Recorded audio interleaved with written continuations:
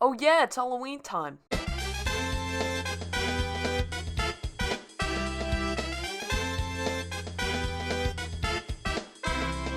Now, I don't really like frightening movies or anything of that nature, but I still enjoy Halloween because of, well, yeah, it is the one night a year where you have a good reason to spend your night eating sugar, but it is also a way for me to watch seasonal movies that are a tad bit spooky, but are also lighthearted fun, and really just a good time. To name a few of these movies, we've got the original Ghostbusters. The original.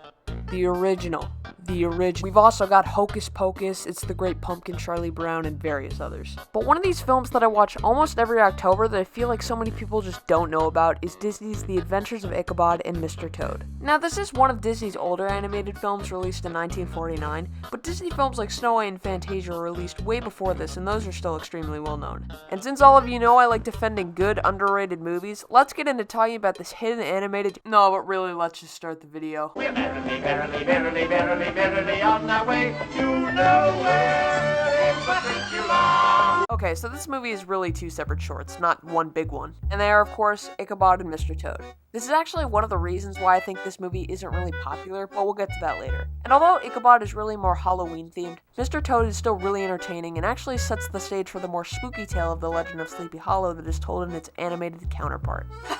That was so much to say. So watch this in addition to Ichabod, because it's funny, it's a great time, and it actually makes the whole experience much more enjoyable. At least for me.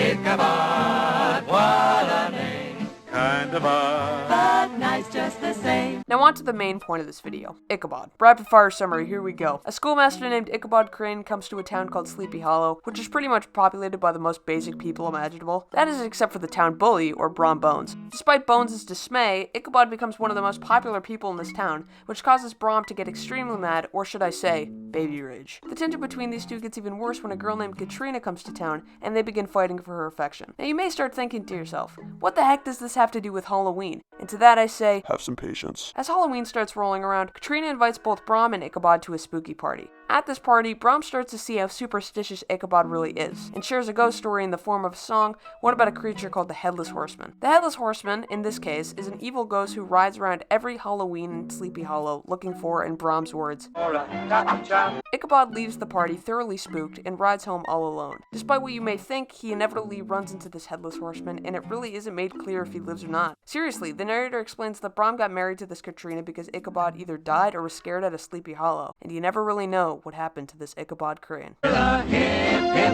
and a hippity-clop. He's down looking for a head to swap. Alright, I don't need to say this twice. The Adventures of Ichabod and Mr. Toad is a really good movie that just deserves more attention.